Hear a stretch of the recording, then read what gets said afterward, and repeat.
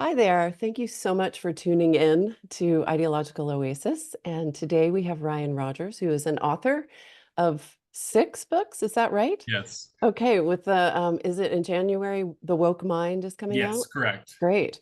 And he's also a counseling graduate student. And so, as you know, I'm really interested in documenting experiences that students, supervisors, and practicing clinicians are having right now in this interesting, I don't really know if this is the post-woke era, but in this interesting time. And so we're going to hear Ryan's story and his thoughts. And without further ado, thank you so much for joining us. Thank you for having me. Yeah. So I guess I've heard a little bit about why you entered the counseling field. But if you wouldn't mind just sharing with our listeners a little bit about why you entered and what you found. Yeah, yeah. Yeah.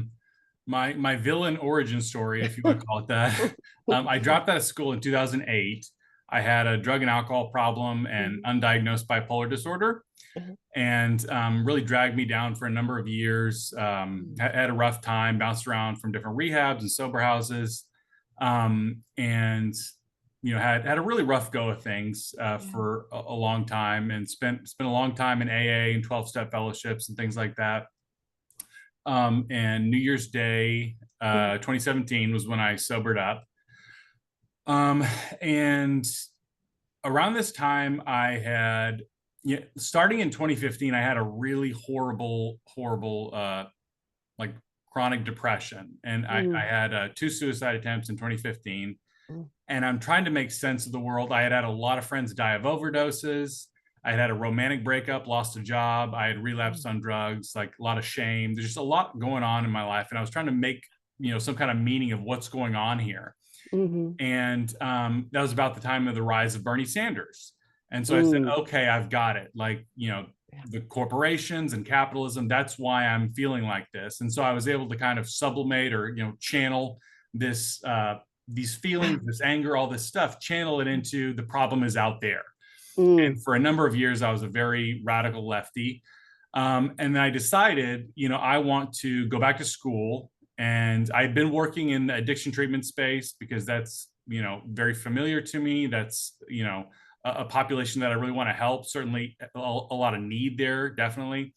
And so I wanted to go back to school, finish up my degree, and become a therapist because I saw so much need for it, definitely. And my own personal therapist was extremely helpful in my own life. He was very good, helped me turn things around.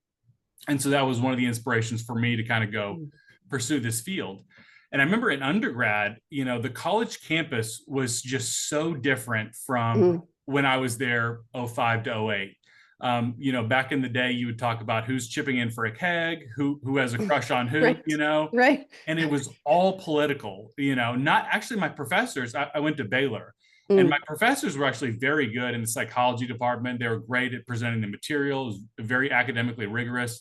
But Mm. a lot of the students that I ran into were just really obsessive around politics. And I was like, I hope I don't sound like that, but I'm sure I did, Yeah. And Ryan, can I ask how old are you? I'm 37. Okay. I think I was 33 when I went back to school to finish up. Are you a millennial? I am a millennial. Yeah. Okay. Okay. Are you a That's- millennial? No, I am Gen X. I'm Jen? 53. Okay. Yeah. Those are the rebels. Yeah.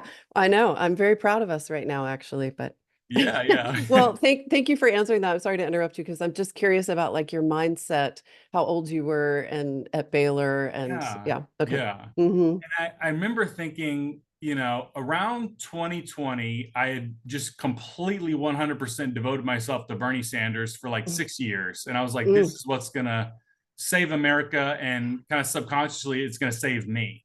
And it Yeah. didn't work out either time. And so I thought maybe I should devote myself to something else. And what I Yeah. decided, I'm going to help people one on one with addiction and mental Yeah. illness. Like that's how I'm going to like contribute Yeah. to the world. I'm going to make the world better one person at a time instead of Yeah. the grand systemic change. Mm. Mm. And my student job was at the Addiction Recovery Center, and it was kind of bizarre because no one else really held that philosophy. Huh. My boss one time told me that the primary purpose of the center was to decenter white men, Oh, wow. and This I was is like, it.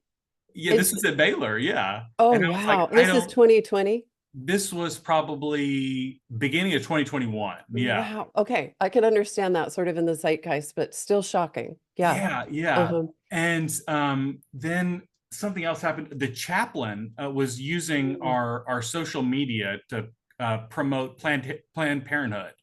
And I'm not, mm, don't have a huge dog in that fight. mm, I was like, mhm. we have a number of conservative and moderate students, and some of them like Mm, said, this is why I don't come around here anymore. I was like, shouldn't we, make this yeah, place for all students? right. And I remember what she told me. She said, the boat is only so big, I can't save everyone. And it basically said to me, Wow. like, if you Yeah, don't have radical politics, you're not worthy of like yeah, us, helping you. And clearly. I think that was kind of a breaking point for me to where I was like, I wouldn't call myself a conservative, but whatever Mm, this is, I'm against right.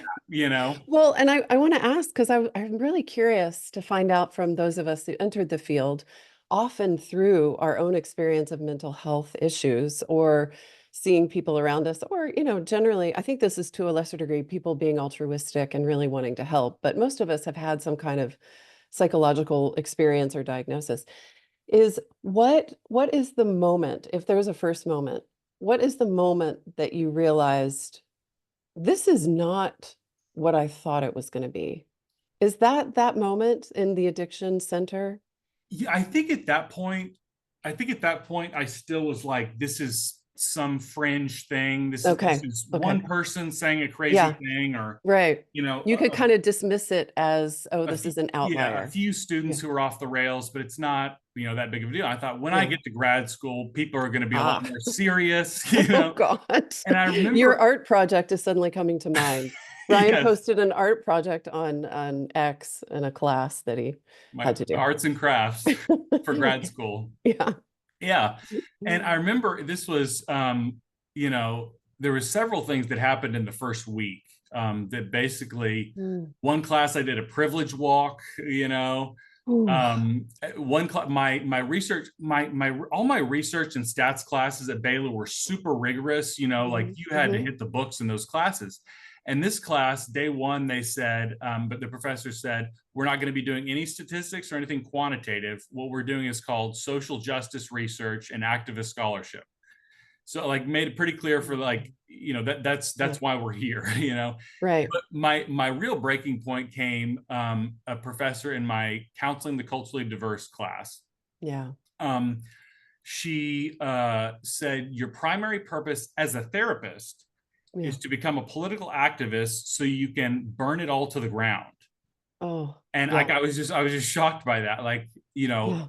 it's kind of like the mentality so often is social justice first, and if we have time for the clients later, we might get around to that.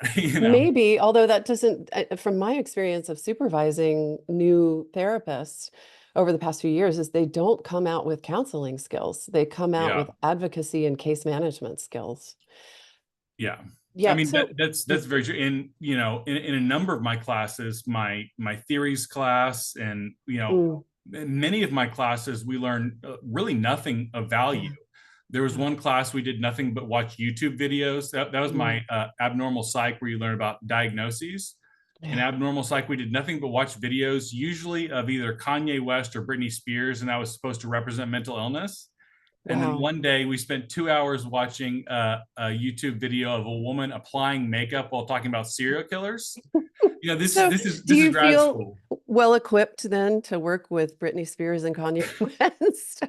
That's what you can claim on your resume? Yeah, yeah. Well, Ryan, I'm curious, what do you attribute, not where you currently are, because I know you're currently in a grad program, but why do you think Baylor was so captured?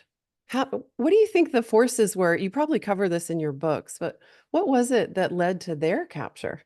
I wouldn't say Baylor as a whole is Okay. captured. I would say Baylor's like politically pretty moderate. Okay. It's certainly not like conservative or like Hmm. Republican leaning. A lot of my professors were kind of centrist liberals, that you Hmm. can kind of tell. They might tell you that. Hmm. So the professors I thought were excellent. Mm. Um, I think there's a certain contingent Mm. among administrators that Yeah. kind of make sure they hire like-minded people. And so Yeah. there's certain positions like at the addiction recovery. And actually, I've Yeah. met the new director for the Addiction Recovery Center, who's much better and seems very devoted to actually helping students.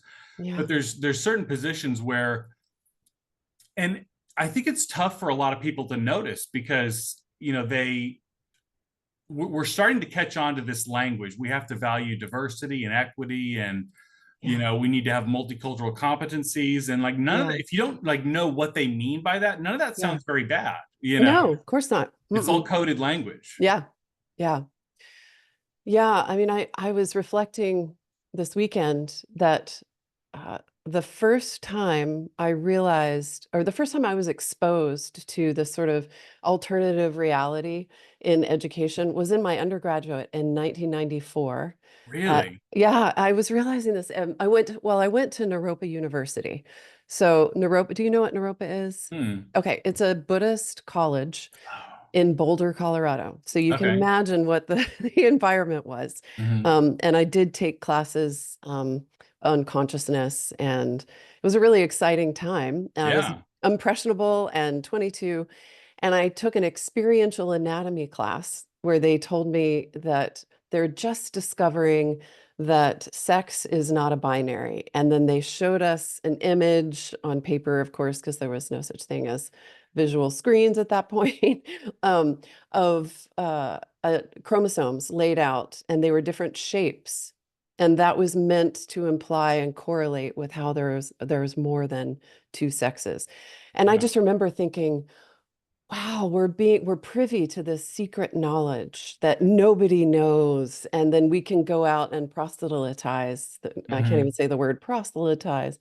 Um, but I remembered the feeling of like, oh, we have something new to share with the world. And I was so eager to share it with people that had old ideas.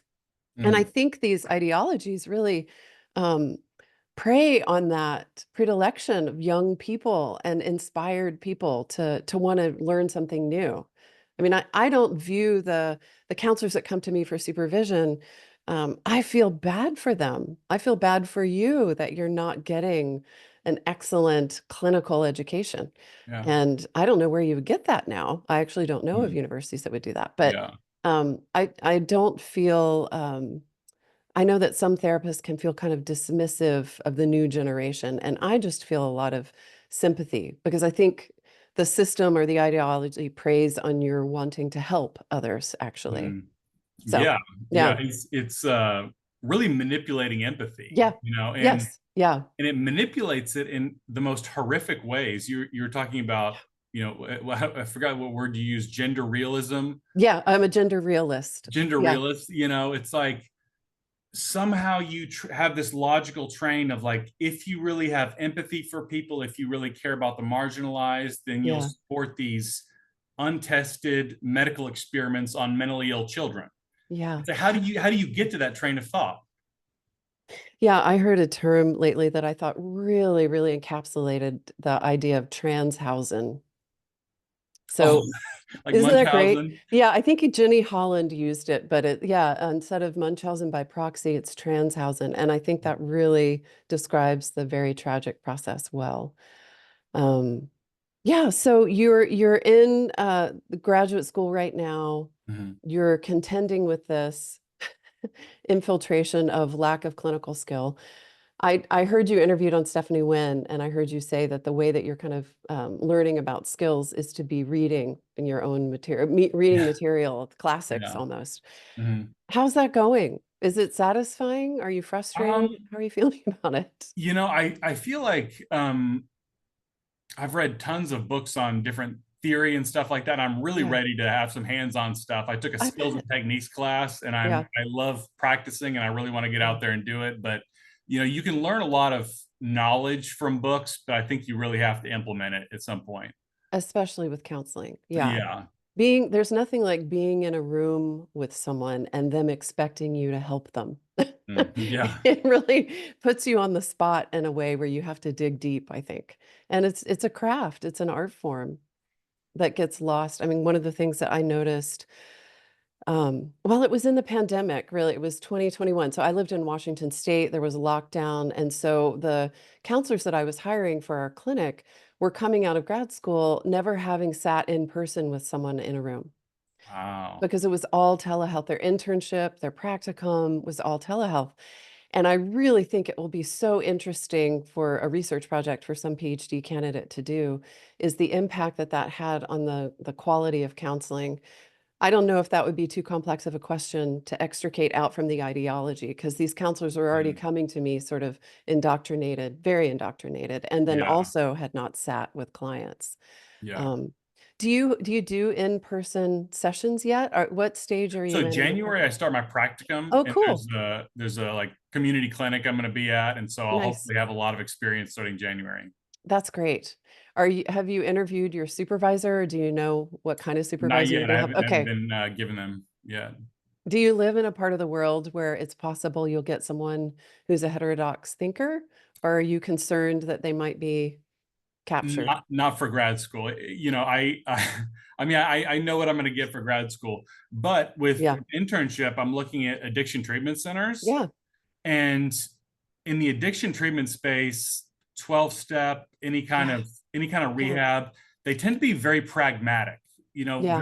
very less ideological and does this work or not? And if it Mhm. doesn't work, like your life Mhm. could be on the line, so you better find something that works, and I Yeah. really admire that type of pragmatism.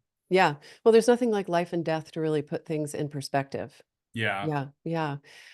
Yeah, so, that brings me to a question. I know I have this admiration for your ability to write 5 books that are each 350 pages. I'm just I haven't had the chance to read them yet, but I'm Well, so my therapist would probably say it's a symptom of mental illness, though.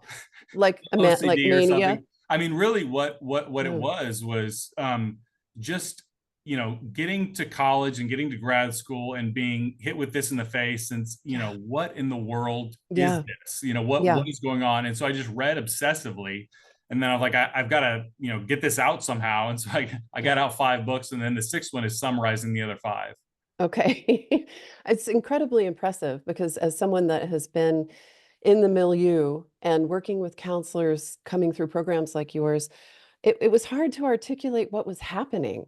I couldn't understand because the things that were it was because it's the use of language. It was so confusing, the responses I would get to what I would think were really standard clinical questions, like, "What would Carl Jung, say about this?" And then the response I would get would be, "Well, he's a rich, old white guy, so I don't really care what he thinks." That's And almost word for word what I yeah. learned in my theories class. Yes, I actually heard you say that, and I thought, "Oh, this is interesting."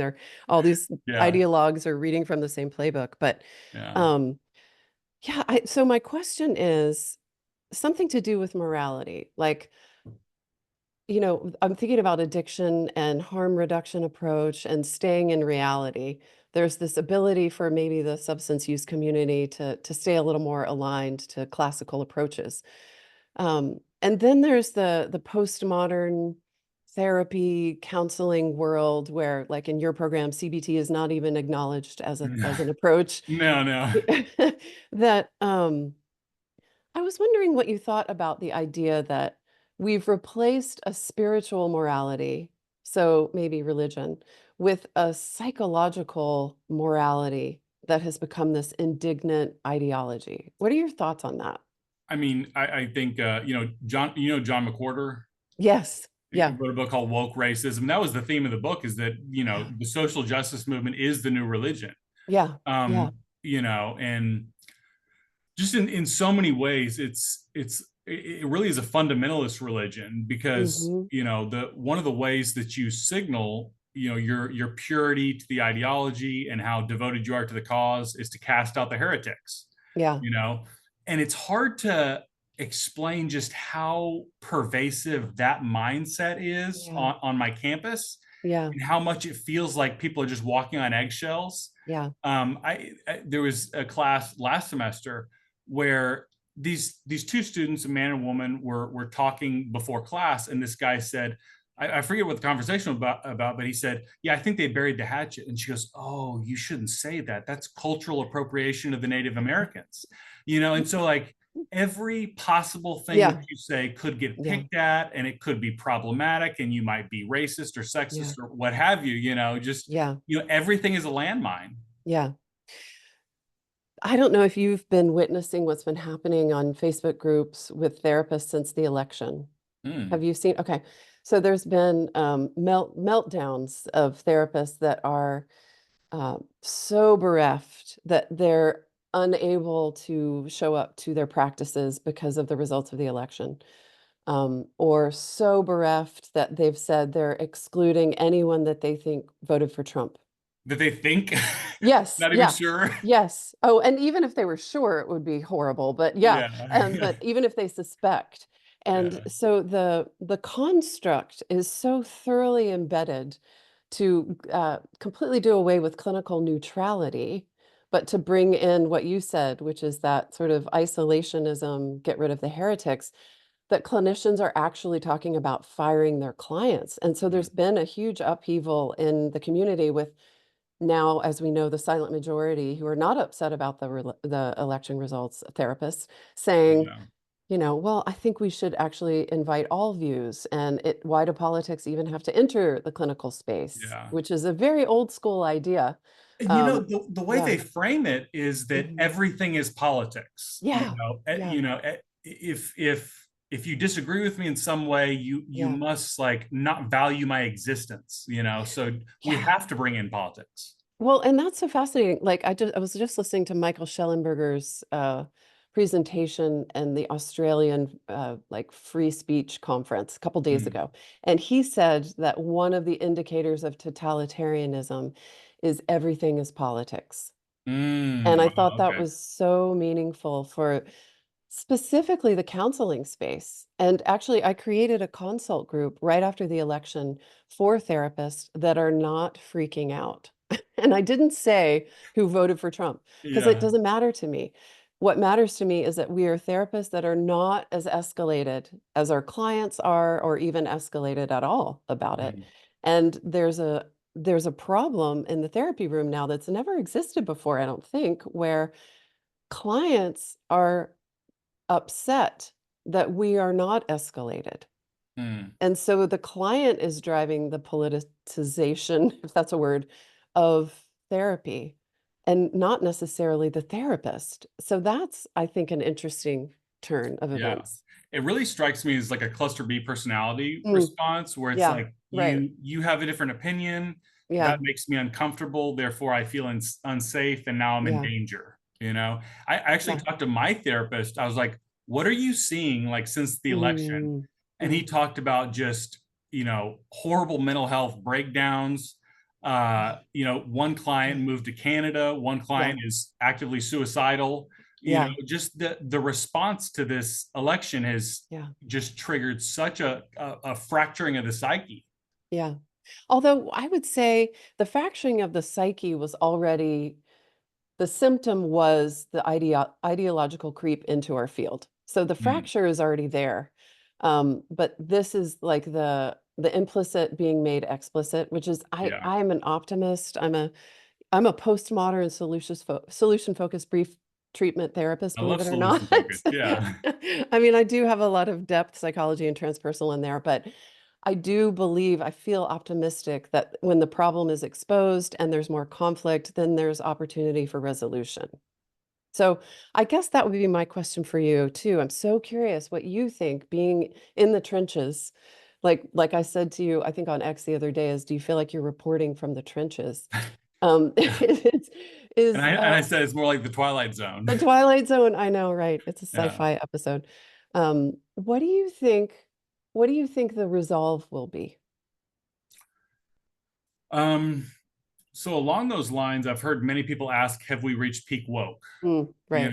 And I would say in terms of the majority of people, most people are fed up with it or not going Mm, along with it anymore. And mm. I think the problem is the true believers are in positions of power in academia, Media. in the media, Yeah. nonprofits, like Yeah. all over the Yeah. place. Yeah. And it is going to be they're going to go down kicking and screaming, and it's going to be very ugly. Yeah. And so, in terms of what the resolve is, I mean, Yeah. I really don't know. I was toying with this the other day, like Mm, specifically with the therapy profession, and I'm mm. wondering if there should be almost like a second type of credential or a different type of like licensure Because Yeah. I mean, the KCREP, ACA, Yeah. APA, all those are just completely ideological. Ryan, I've been thinking about this because I've been hearing, I think it was, I heard Trump say something about, Peter Boghossian was commenting on what Trump's intentions are. Have you read this or seen No, this no. video? Oh, it's so good. So he goes step by step. Trump goes step by step with what he wants to do with the Department of Education. And one of the things he's going to do is get rid of the credentialing body and then ask for bids for new credentialing bodies. And I was thinking, oh Ooh, my gosh, the precedent is then set for how to do this for counseling. yeah. I had never heard anyone acknowledge that that is something that could actually change. Because I've been thinking, like you've been thinking, which is there has to be like an alternative credentialing track. And then almost like I think you can become an American Christian counselor. I just heard of this recently. Like maybe Hmm. there's another licensure even that's not, Yeah. yeah. And then each state can then choose instead of the ACA, which is captured in its code of ethics. I think number 3 says that social justice has to be Yeah. our mode of operation. If it doesn't Yeah. say social justice, it says racial Social something. justice is all packed Yeah. throughout those Yeah. those documents. Oh, yeah. And so there's got to be a revolution of that in the sense of, I don't think it can be extracted. It's too embedded. It just, like Peter Boghossian says, it just burn it all down and let's create a parallel system. And then I guess my question is, who creates that parallel system? Who do you see as the best people to do that?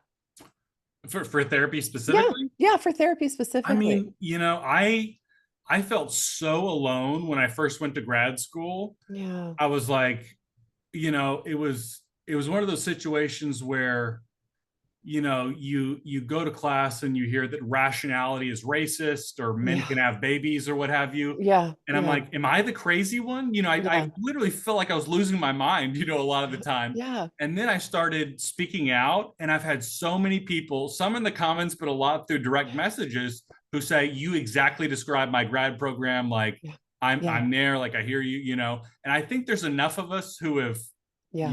are staying quiet and keeping our head down and our mouth shut. But it seems like there's a lot more of us than meets the eye. And I'm Yeah. sure we could, somehow manage to make some type of alternative licensure or something. I mean, Yeah. because really all it is trust. The letters Mm, behind your name give trust. Because you could call yourself a life coach with yeah. Yeah. zero, nothing. You Yeah. know, it's just how much trust is afforded to it. And so if you were to make an alternate organization that said we put client Yeah. mental health first, period, Yeah. I would imagine over a few years people would trust that more. I like the idea of that. I have a bunch of thoughts around that. One is please hook me up with all these folks that are messaging you. I want to interview them and hear their stories. And because that is one of the problems is that I have been unable to connect with as many people as I know are out there because once we out ourselves, then we're targets. And Yeah. that's especially true. I moved to Texas from Washington just a few months ago. And the amount of oppression, like actual oppression, suppression I was experiencing there, I reflect back incredulously that I was on pins and needles always as a business owner, always as a supervisor, because I knew I could be canceled by my clients or my supervisees. And I have had complaints at the licensure level, accusations of things that were irrelevant and not aren't even worth mentioning in some ways, but they were born out of a difference of opinion. So the canceling is the way that people feel Yeah. empowered. Um, so I lost my train of thought there. Oh, that insurance. So insurance has to also, I'm realizing insurance also has to recognize the credentialing body. It really goes to access then, a problem of access. What if insurance companies are only willing to accept like licensure that is social justice? I'm thinking about Premera Blue Cross Blue Shield in Yeah. Washington. I You have to know, put my pronouns on my bio. oh wow. Yeah, or they've been hounding me for months. And I refuse to put my pronouns in my bio. This is an insurance company that does I land acknowledgments on their yeah. signature. I'm serious. Well, I get that, but I feel like eventually the bottom line is going to have to. Mm, I mean, these are yeah, corporations who care about money, and if they say, that's "Hey, true.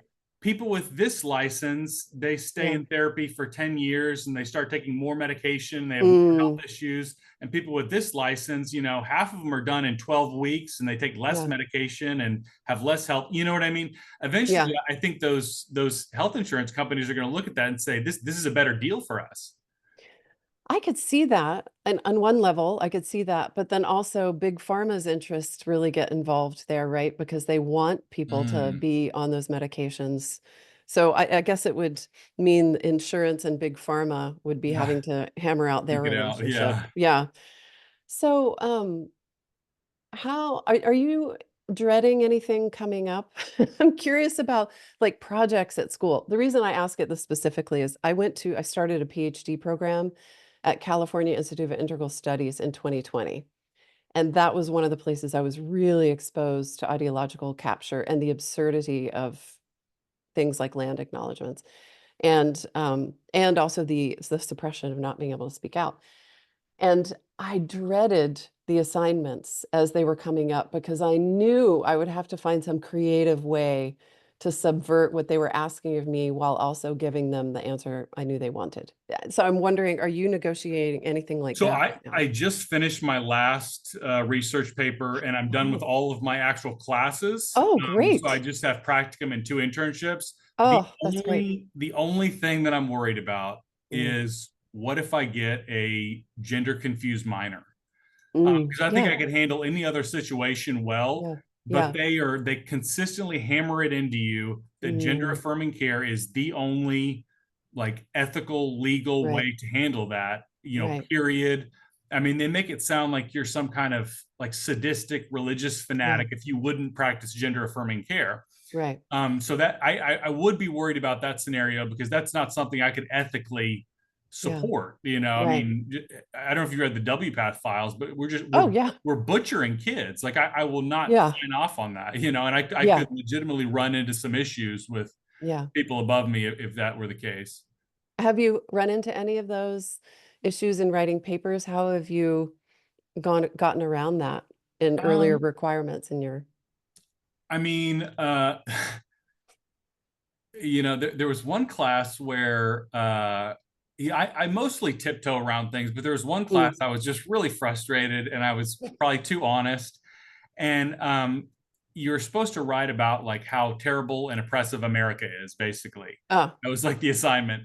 And I right. wrote about how like, America and the Western world generally and like Enlightenment Mm, values and mm, capitalism, democracy, these things mm, actually do an amazing job of lifting up people at the bottom. They give more political rights to racial and sexual minorities and women. yeah, And, I was like, yeah. this is actually whatever we're doing, we should keep doing more of it, was the theme of the paper. Woo! And I got called into my professor's office because I lacked empathy for the marginalized. And I'm Yeah, like, did you read yeah, the paper? yeah, I know, right. Yeah, I mean, and also there's so much that can be said psychologically about hating ourselves and what that does to long-term mental health outcomes. You Yes, know, that's just how disempowering it is. yeah, yeah. Yeah. Yeah, well, how do you work towards or innovate anything if you're disparaging of the root of it, right? Yeah, There's where yeah. does inspiration then come from if you're Mm. so oppressed? Yeah, it's Yeah, kind of interesting how it's like, you know, constantly bashing Western civilization, yeah, but all their ideas come from rich white European men. Karl sure. Marx, the critical Right, theory, postmodernism, those are all right. rich white European men. Yeah, But yeah, let's ignore that. yeah. Yeah, so sometimes my mind is stopped when I think about the density of the problem. Um, and I think about all the different layers that are really entering through the counseling field. I almost feel like the counseling field was the canary in the coal mine. I Mm. mean, I know that it's pervasive in culture, but I feel like we got it so much earlier and it has infiltrated and changed our systems so dramatically in such a I, short time. I think you were right earlier. They hijack empathy, and it's easy Yeah. to hijack empathy with therapists where Yes, true. your whole profession is rooted in empathy. So it's easy Yeah. to kind of manipulate you there. And also primarily women. So, Yeah, typically has been what, 85% women in counseling. yeah. PhD programs is a higher proportion of men, but so I think that's interesting in that women are so easily, what is it? Is it Gad Sad that coined the phrase suicidal empathy? Yeah, I think he's got a book coming out with Yeah, the title. that's true. That's true. Yeah. Yeah. He has such a great and a great perspective on that. Yeah, there's something you said I really wanted to pull out more from. Um, First of all, a sense of relief that you don't have to write any more papers. That's Yes. wonderful. Yes. Oh, that's what it was, is you were talking about working with gender. How do you work with gender affirming minors, let's say, or how do you do that in a way that's aligned with your values, but then also fits the bill for clinical work, you know? Are you concerned that if you say, I don't have the expertise to work with this particular population, would that not be acceptable, you think, where you're going to be interning or practicuming? I honestly don't know what the official like ACA position is on this, but Mm, several of my professors have told me if it's a client with schizophrenia or drug addiction, you're hmm allowed to refer out and hmm say, this isn't my specialty. But Yeah. if it's an LGBTQ issue, you're not allowed to refer out. Like you have to be a specialist in that. I've been told that by multiple professors. And Wow. so, I mean, that Wow. really puts you in a tough spot when it comes to gender affirming care. I can see that. I didn't actually know that. I I don't assumed know if that that's true. That's just what I heard from my what you, professors. yeah, well, I mean, you have to follow what your professors say in order to Yeah. graduate. So I would Yeah. suggest doing that. Yeah. Um, I guess the thing that strikes me clinically about that is that there is a way to sit with a client and hold space, to use a term, that allows the gender questioning to be there. But as we know, that's not the only thing happening. It's a Mhm. symptom, perhaps, of other things happening. And those are the things that you can really go into without negating and without encouraging. I think you're going to have ninja moves pretty quickly, unfortunately, because you're not being given the skills to hold Yeah. that kind of nuance. But Yeah. I do think that's a way that you could go about it. What do you think? I think is it Gen Spec that recommends watchful waiting? Yeah. Yeah. That sounds like by far the most rational, Yeah. but it's hard to describe. Like they almost use genocidal language. Like if you're not affirming, you're Mm, erasing a people group. right. That's the language they Yeah. use, and it's like Yeah. it puts you in such a tough spot, Yeah. because you're basically saying if you don't support the Yeah. mutilation of these kids, then you're a Yeah. Nazi. It's bizarre. Yeah. Well, and that's why I like creating my own expressions because it's like throwing back the nonsense in a way is like a gender realist. I'm actually not even a gender realist because I don't believe in the term gender. I believe in Mm, biological sex. But gender is a language that people understand. So I'll say I'm a gender realist, or I'll say I'm a neoclassical counselor. What does that mean? That doesn't mean anything. But it harkens, it alerts people that I am doing something that is not of the moment. mm, And then we can have a conversation about it, hopefully, before I get shut down or canceled. yeah. Yeah. Yeah. So working with clients that have gender presentation, I have an intern, or I had an intern who's an associate now, who refuses to use pronouns that do not match biological sex. Mm, And it's been really interesting to watch him navigate working with clients who are with people that call themselves a different gender than their biological sex. And I've supported him in navigating that the way that he feels doesn't break the clinical relationship and supports the client. It doesn't focus on his political uh, needs more than the client's emotional needs. And it's been so interesting. It's been almost over a year now. He's been working with this one client. And because he's just gently used and told the client, I believe in biological sex. I'm going to use this. I respect your need to use this other pronoun, that they have started to use the biological pronoun. And he hasn't said anything. They've been talking about other issues completely. mm. And I admire that.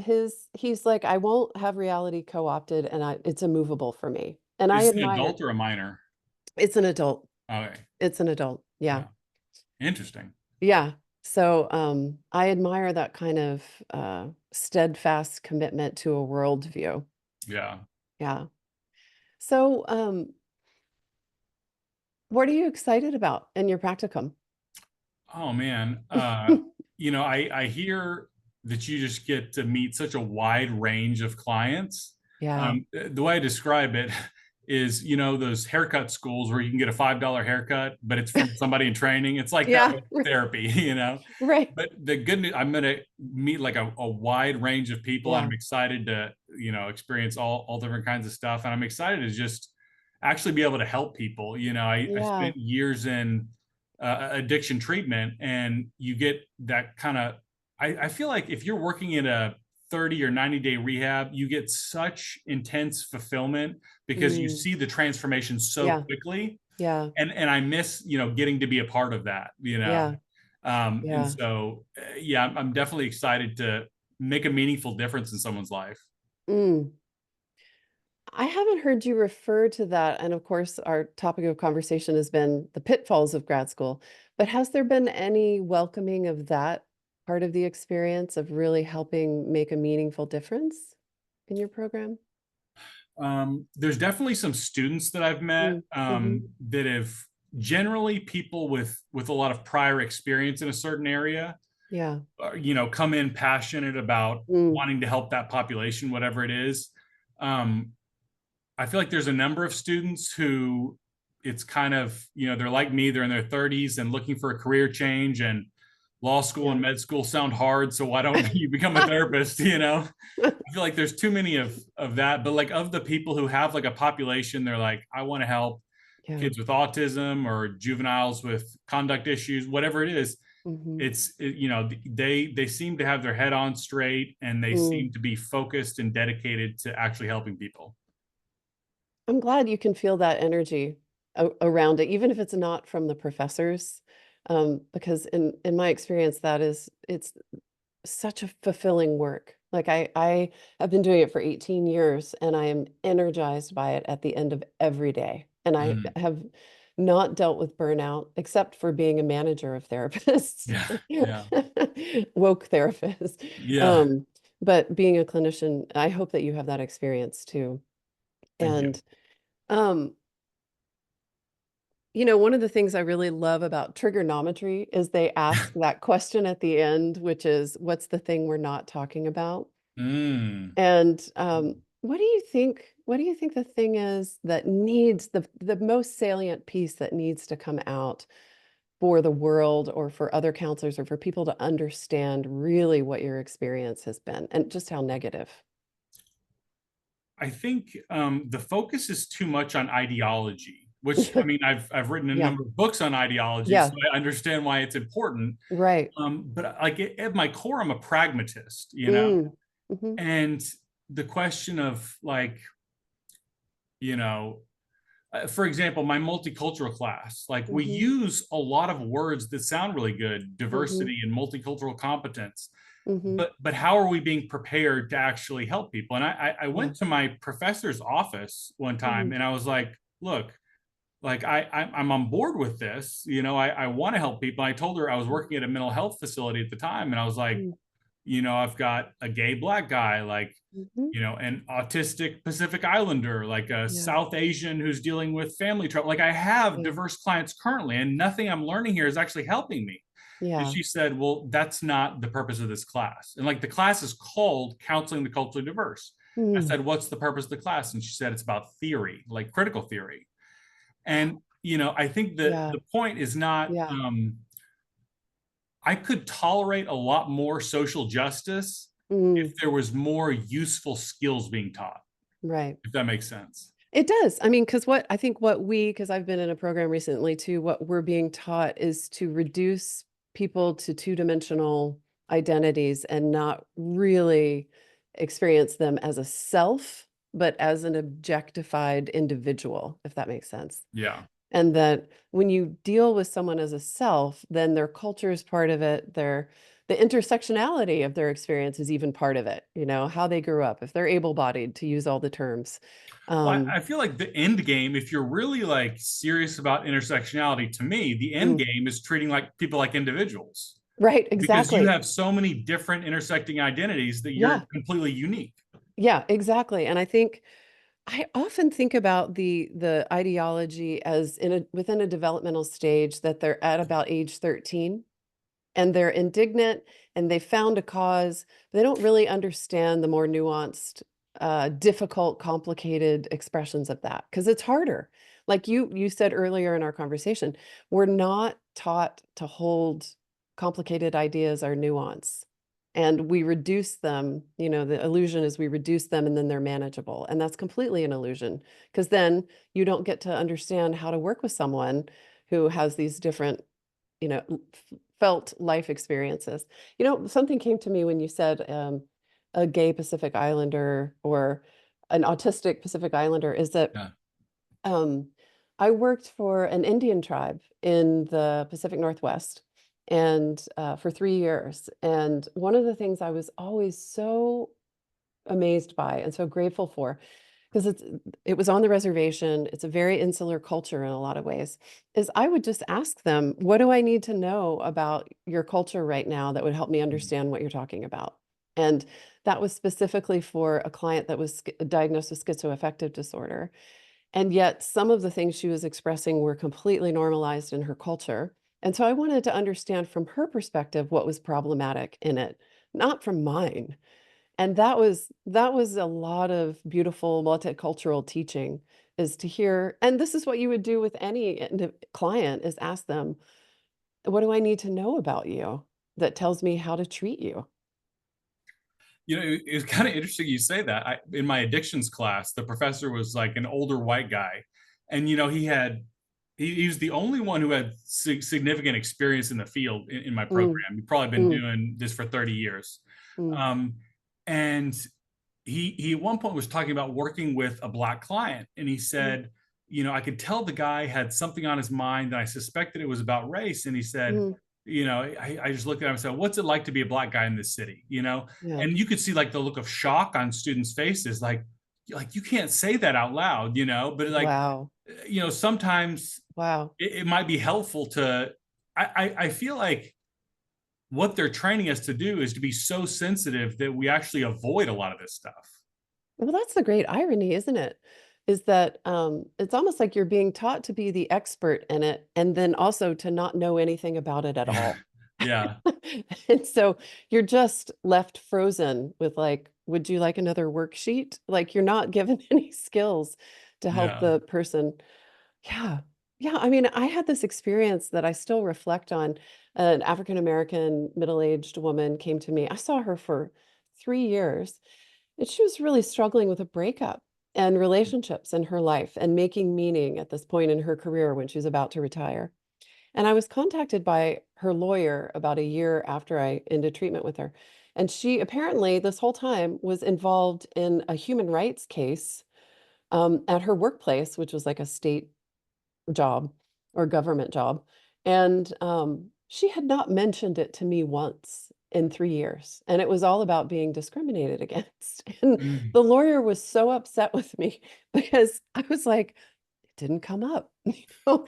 And I felt I've had to reflect on that, like, was I negligent? Was it that I was white? Was it some and I when I reflect on it, and I even consulted with my client, I said, this never came up." And she said, "I know, I didn't really wanna talk about it because I really wanted to get clear on my relationship stuff."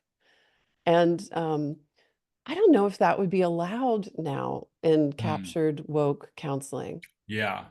That Yeah. would be the center of the conversation was what's going on in your life about race, I would guess. I feel like in the civil rights movement, a huge part of it was how do we lessen the Mhm, importance of what makes us different and mhm. focus on how we have a common humanity.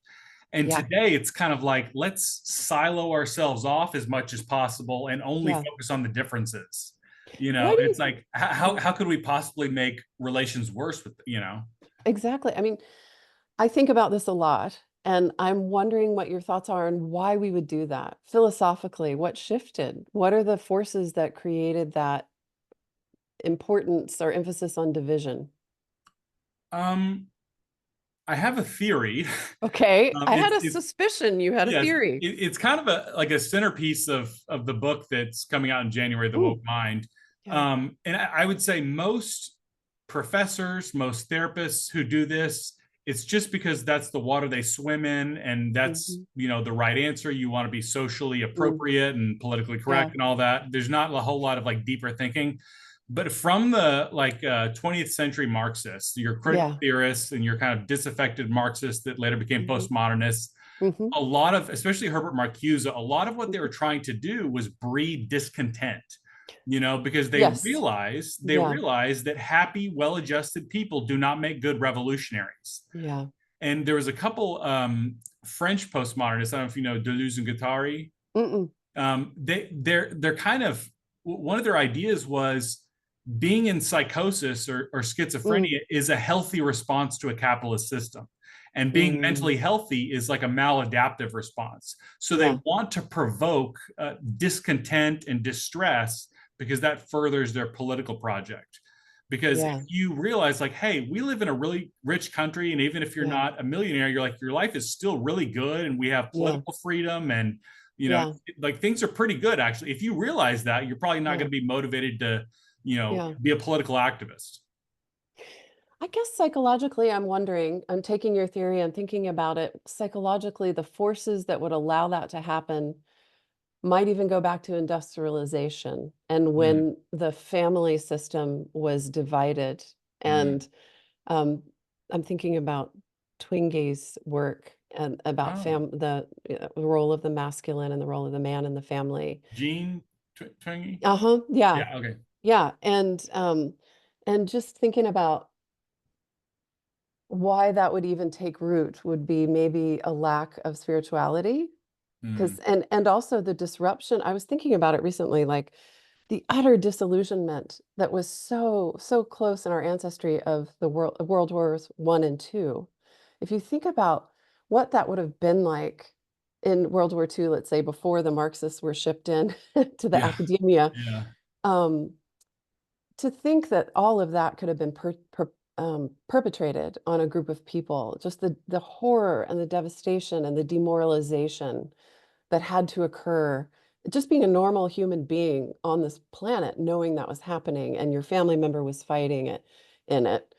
Um, it I think it had a profound impact on our psychology, where we would cling to something so rigid, because when you're faced with the horrors, you don't just hang out in the uncertainty and develop nuance and get really good at uncertainty. You cling down on your more moralistic views of the world, and then you evolve beyond them. But I don't think we've evolved beyond them. I think we've gotten even more entrenched in them.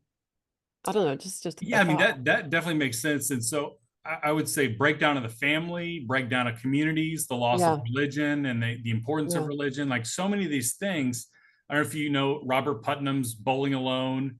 Yes, yes, I Just do. like Mhm. we've become Yeah, isolated and atomized, and yeah, we've become broken apart from each other, but also lost touch with our roots.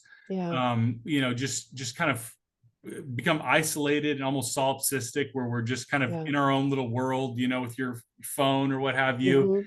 Yeah, and lost that family connection, that spiritual, religious community, lost all that. And yeah, then something comes along, and it could be right wing, left wing, whatever it is, says, hey, we're going to bring that back in some yeah, way. We're going to make us a whole right. again. We're going to make us a united people, however it is, through social justice or whatever. Yeah.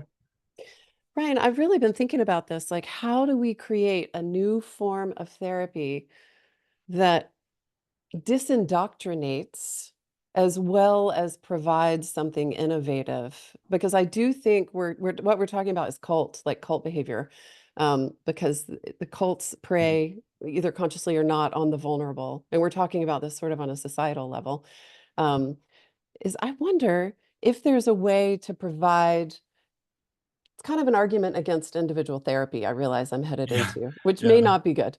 But maybe our new role, actually, as therapists in this new world is to advocate for community. And gosh, Mm. I hate using captured language, but in the classic sense of advocate, Yeah. Yeah. create community, encourage community versus intrapsychic phenomenon, including intrapsychic phenomenon, but also saying, well, how do you make more friends? How do you create nature walks with groups? How do you Yeah. get out into the world? Like reality-based therapy almost. Do you know what I Yeah. mean? No, that's yeah, very true. I've been having a lot of the same thoughts. And, Mm, I wonder, like, does therapy generally, I know sometimes, but does therapy generally exacerbate kind of a self-absorption, yeah, sure, like, and sure. kind of make that phenomenon worse? And I've typically been attracted to CBT because it's like really effective Mm, in a very short amount of time. But, mm, I don't think you can get that deeper meaning just from shifting thoughts and behaviors. You have to have yeah, something else that yeah. triggers that deeper well within the soul. I love that you said that because I think that is what we are talking about, and I don't mean this in a religious way, is the fight for the soul. Yeah. I really think that's what we're doing, and it's almost like we need a transpersonal, biological, cognitive indoctrination program Yeah. that Yeah. is the new therapy. I'm Yeah. thinking of this may condense it too much into like a real world thing, but the University of Austin. Like, let's Yeah. have the University of Austin for counseling and psychology and just break it apart and let's do Socratic learning with gosh, William James. Let's have Yeah. long seminars on William James, and I would love that. I know. There was several years ago, it was right after I got sober, I got a new psychiatrist, and I Mm. had been on gobs of different medication Oh, over the yeah. years, and nothing was getting any better. And he's brilliant dude, but he's like this old redneck guy. Mm. And he's like, it's just about like what your granny told you. Have 3 meals a day, get to bed on time, get up on time, get your body moving, get some exercise.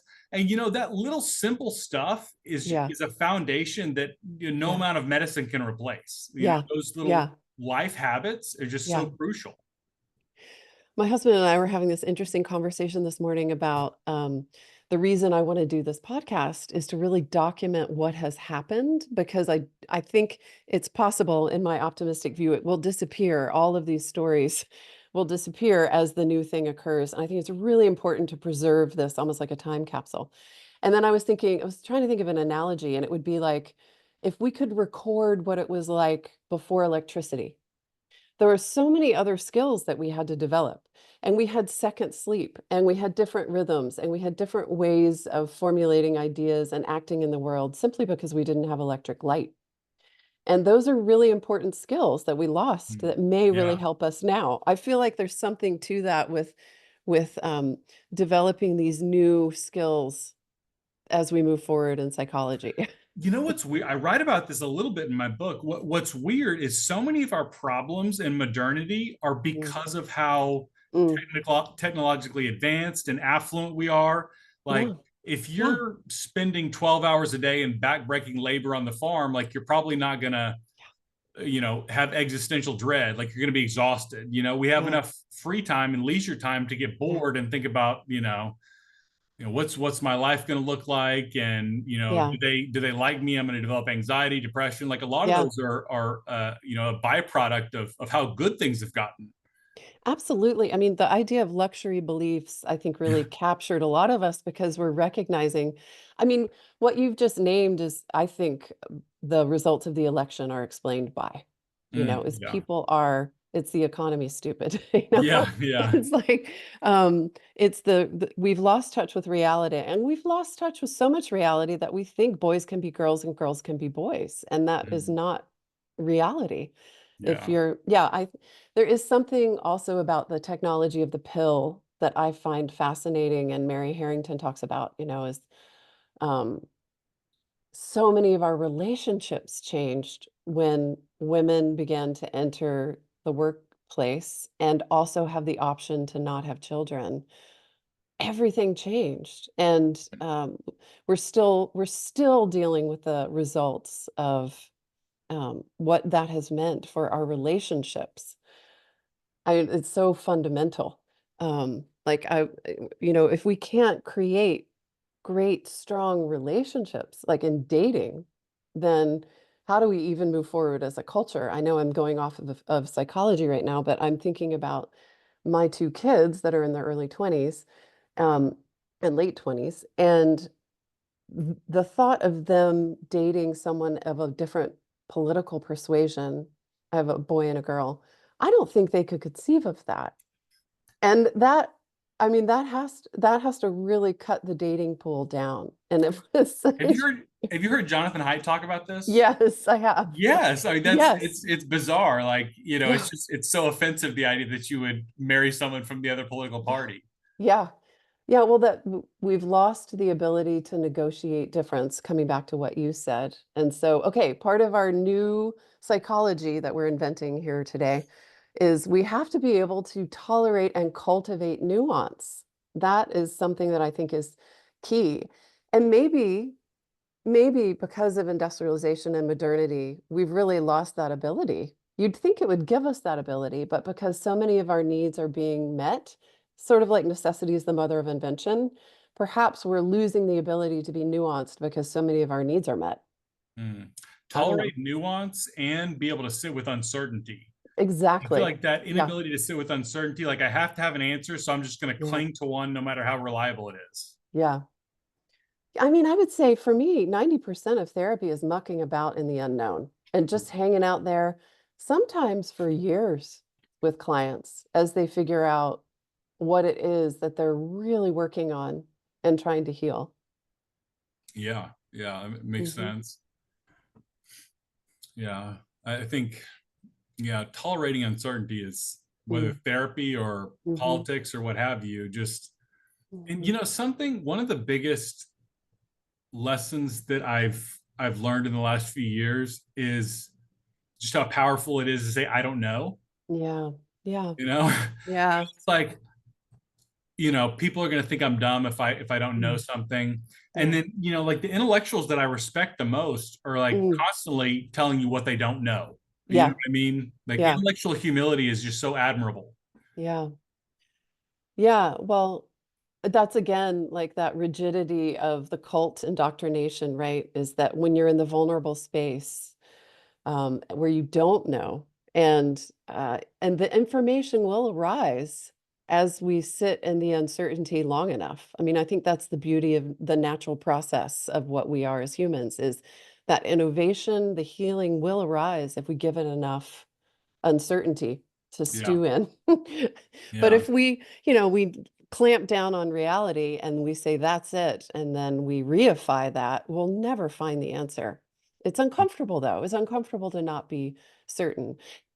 I can really feel that right now, like as we're talking about this, I'm really feeling that with my political life. I don't even know what to Mm, call it because it feels yeah. so deeply philosophical life is really what I have right now, which is why I voted the way I voted. And um, there's a rift in my family, and I wanted to ask you about your experience with this, but they haven't even asked me who I voted for or why. It's been eerily Your quiet. family? Yeah. And I suspect it's because they think they know who I voted for and they don't approve of it. And they don't know how to ask me why I came to those conclusions.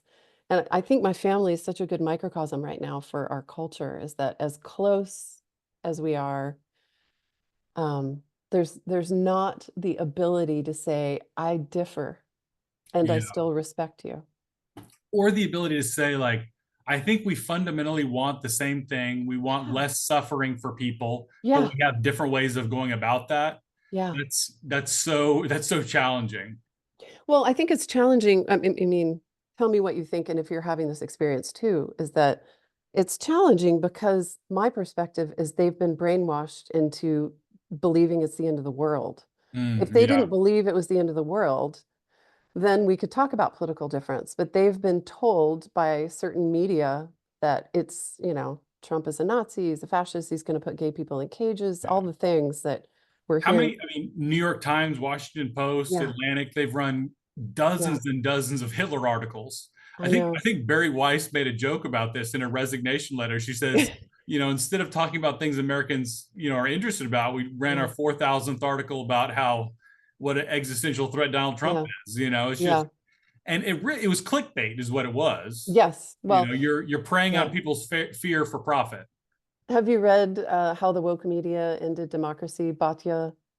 Oh, no, Um, that's on my list. I haven't read it yet. oh, I read an highly article by her. recommend. You need to Okay. read her. Yeah, and speaking of, one, I want to hear about your experience with family and friends, and then two, I want to ask you for your reading list. Ooh, my reading list. Okay. So with family and friends, I had family members vote Trump, Harris. Mhm. Personally, I wrote in economist Thomas Sowell, Oh, my that was write-in such a good candidate. idea. That You was know, a he great didn't he idea. didn't win, but I was rooting for him. I bet a You lot of know, people did. I would say the thing we all had in common is we were all not satisfied with our choices, and Mm, so hmm.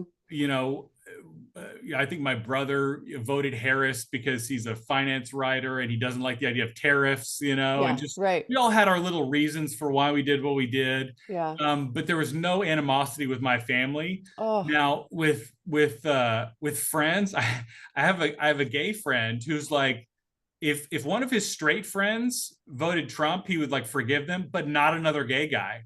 It's like oh, there's like a sense of betrayal there. Yeah, I thought that that was is interesting. interesting. Yeah, and in my Wow. grad program, it's almost like universally like there's something icky about Trump supporters.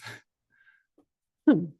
I can't tell you how many um, therapist associates I've worked with who I've had to talk with them about their refusal to work with Trump supporters and how Mm, that's not clinically acceptable and that, we need to have clinical neutrality. It's yeah, not an easy conversation because it's about disindoctrination, is what I found. yeah. Okay, so your reading list. I'm curious what you're reading now and really excited by, or what would you suggest someone who's entering the counseling field is going to encounter these programs to almost like a counter syllabus to what Oh they're getting man. indoctrinated into.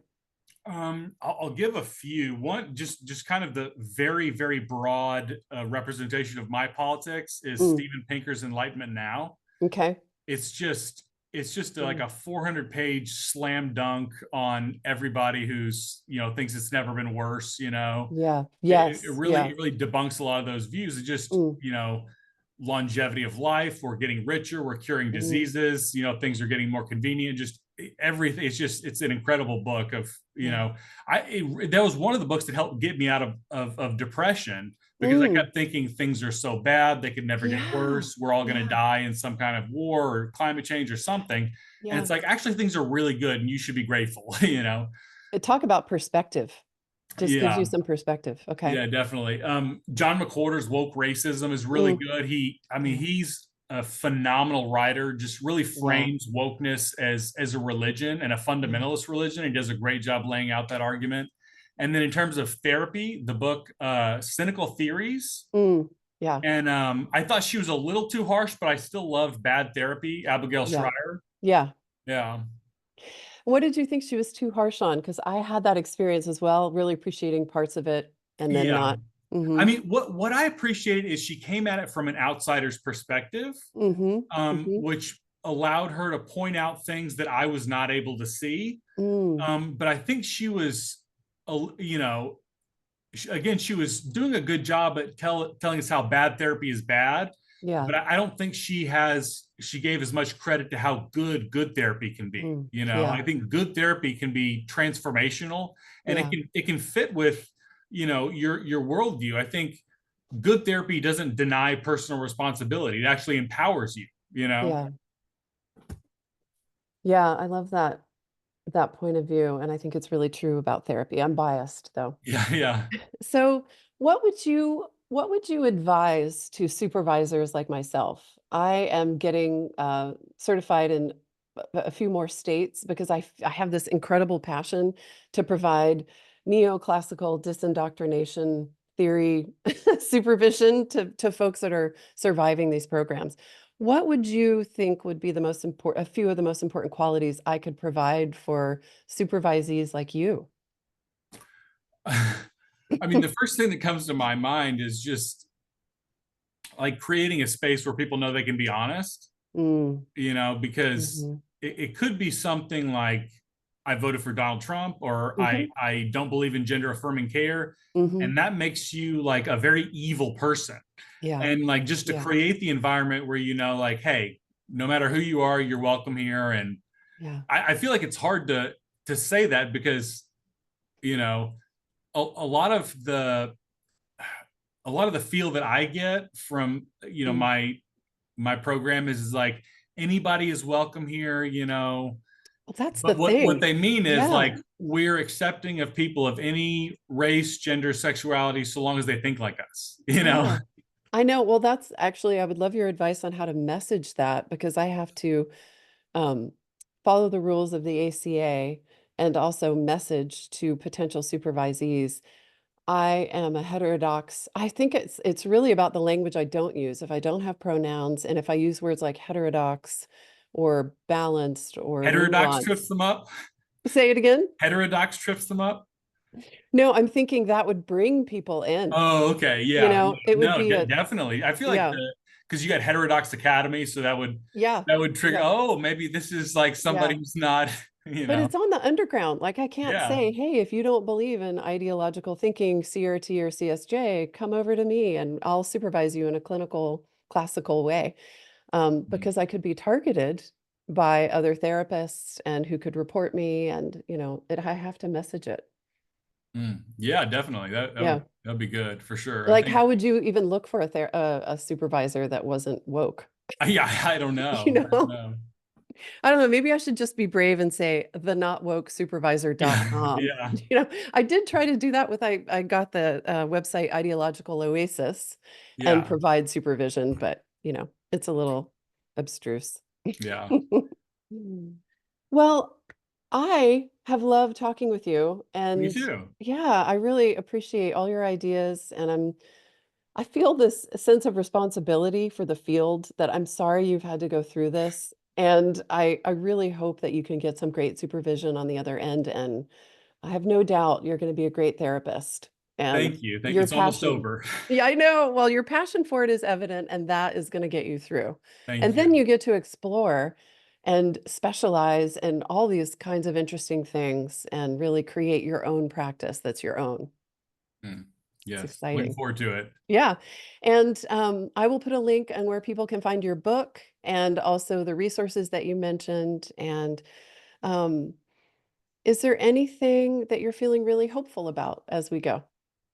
Um, I'm feeling hopeful meeting people like you and a Yeah. number of other people in the profession, Mm, uh, LPC, social workers, hmm. clinical psychologists who are saying like, "Hey, something's not right. We have to do something different." Yeah. That's inspiring because if you're just stuck in your little echo chamber bubble, it feels very isolating. And to meet people like you and be like, "Okay, maybe I'm not the crazy one," Yeah. No, we are the crazy ones. Yeah, yeah, But we're together and yeah, yeah, we're fighting a good cause, which is sort of reclaiming what therapy can actually be. yeah, yeah. Yeah. Okay, well, thank you, and we'll talk soon, All hopefully. right. Thank you so much. Okay.